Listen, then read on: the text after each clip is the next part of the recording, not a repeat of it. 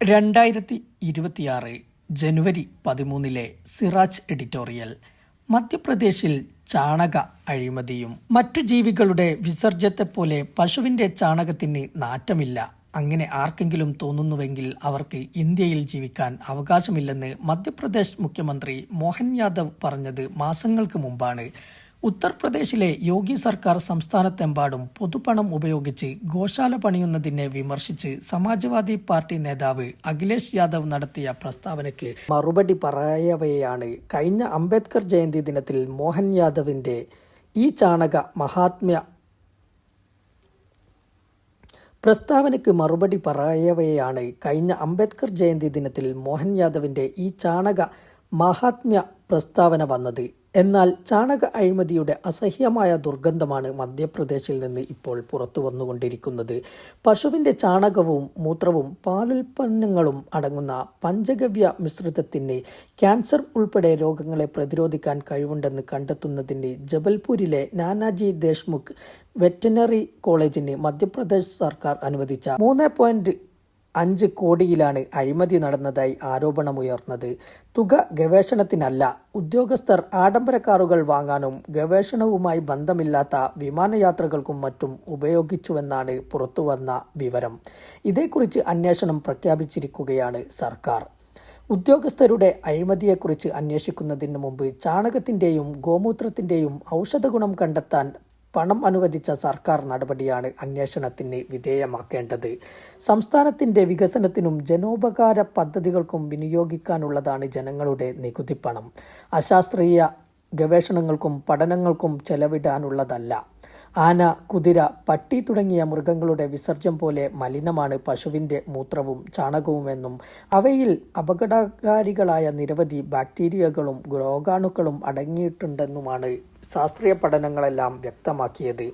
ശ്വാസനാളം, തൊണ്ട, മൂക്ക് എന്നിവയെ ബാധിക്കുന്ന ഡിഫ്തീരിയ രോഗത്തിന് കാരണമാകുന്ന കോർണി, കുടലുകൾക്ക് അസുഖം സൃഷ്ടിക്കുന്ന സാൽമോണല്ല, നാഡീവ്യൂഹത്തിന്റെ പ്രവർത്തനങ്ങളെ തകരാറിലാക്കുന്ന ക്ലോസ്ട്രീഡിയം ടെറ്റനി, ഈ കോളി തുടങ്ങിയ ബാക്ടീരിയകളാണ് ഈ വിസർജ്യങ്ങളിൽ അടങ്ങിയത്.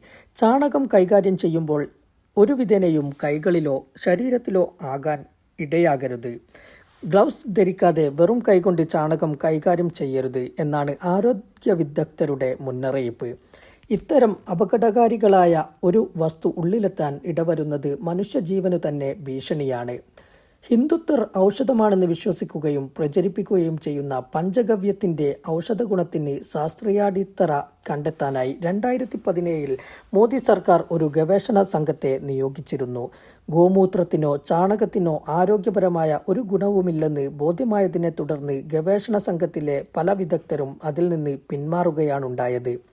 ഇത്തരമൊരു പഠനത്തിന് സമയവും പണവും ചെലവിടുന്നത് വൃഥാവിലാണെന്നും ശാസ്ത്രത്തിന്റെ വിശ്വാസ്യത നഷ്ടപ്പെടുത്താനേ അത് സഹായിക്കുകയുള്ളൂവെന്നും അവർ ചൂണ്ടിക്കാട്ടി. എയിംസ് പോലുള്ള ആരോഗ്യ ഗവേഷണ സ്ഥാപനങ്ങളും രാജ്യത്തെ പ്രമുഖ മൃഗ ഗവേഷണ കേന്ദ്രമായ IVRIയും ഇന്ത്യൻ വെറ്ററിനറി റിസർച്ച് ഇൻസ്റ്റിറ്റ്യൂട്ട് നടത്തിയ പരീക്ഷണങ്ങളിലും ഗോമൂത്രവും ചാണകവും ഔഷധമായി ഉപയോഗിക്കുന്നതിന്റെ മാരക വിപത്ത് ചൂണ്ടിക്കാട്ടുന്നുണ്ട്. കോവിഡ് കാലത്ത് ഗോമൂത്രം രോഗത്തിന് ഫലപ്രദമായ പ്രതിവിധിയാണെന്ന പ്രചാരണം നിലനിന്നിരുന്നു. ഈ പ്രചാരണത്തിൽ വിശ്വസിച്ച് ആയിരക്കണക്കിന് പേർ അന്ന് ഗോമൂത്രം കുടിക്കുകയുമുണ്ടായി. വലിയൊരു ബിസിനസ്സായി മാറിയിരുന്നു അക്കാലത്ത് ഗോമൂത്ര വിൽപ്പന. ഒരു ഗ്ലാസ് ഗോമൂത്രത്തിന് 130 രൂപ മുതൽ 1400 രൂപ വരെ ഈടാക്കിയവരുണ്ട്. ഓൺലൈൻ ഷോപ്പിംഗ് സൈറ്റുകളായ ആമസോണും ഫ്ലിപ്കാർട്ടും ഇതുവഴി നല്ല വരുമാനമുണ്ടാക്കി. ഇതിനെതിരെ എയിംസ് വിദഗ്ധർ ശക്തമായി രംഗത്തു വന്നു. ഗോമൂത്രവും ചാണകവും ഉപയോഗിച്ചവരിൽ മാരകമായ മ്യൂക്കോർമൈക്കോസിസ്, ബ്ലാക്ക് ഫംഗസ് പടരാനുള്ള സാധ്യത കൂടുതലാണെന്നായിരുന്നു അവരുടെ മുന്നറിയിപ്പ്. കോവിഡിൽ നിന്ന് സുഖം പ്രാപിച്ച ചില രോഗികളിൽ ബ്ലാക്ക് ഫംഗസ് കണ്ടെത്തിയിരുന്നു. പശു പുറത്തുവിടുന്നത് ഓക്സിജനാണെന്ന വാദവും ശുദ്ധ അസംബന്ധവും അശാസ്ത്രീയവുമാണ്. പശുവിന് അതീവ മഹാത്മ്യം അവകാശപ്പെട്ട് ആ പേരിൽ രാഷ്ട്രീയ നേട്ടം കൊയ്യുന്ന BJP, RSS നേതാക്കളാണ് ഗോമൂത്രത്തിനും ചാണകത്തിനും ഔഷധ ഗുണമുണ്ടെന്ന പ്രചാരണത്തിനു പിന്നിൽ.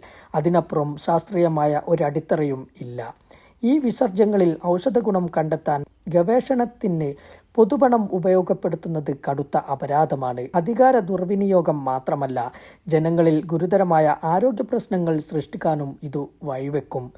ക്യാൻസർ പോലുള്ള ഗുരുതര രോഗങ്ങളിൽ ശാസ്ത്രീയമായി അംഗീകരിച്ച ചികിത്സകൾ ഉപേക്ഷിച്ച് ശാസ്ത്രീയ അടിത്തറയില്ലാത്ത പഞ്ചഗവ്യം പോലുള്ള മിശ്രിതങ്ങൾ ആശ്രയിക്കാൻ രോഗികളെ പ്രേരിപ്പിക്കുന്നത് അവരുടെ ജീവൻ അപകടത്തിലാക്കലാണ്.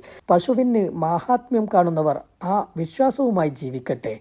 ആ വിശ്വാസം സമൂഹത്തിൽ അടിച്ചേൽപ്പിക്കാൻ ശ്രമിക്കുന്നതും അശാസ്ത്രീയ മരുന്നുകളിൽ പ്രതീക്ഷകൾ നൽകുന്നതും വഞ്ചനയും രാജ്യദ്രോഹവുമാണ്.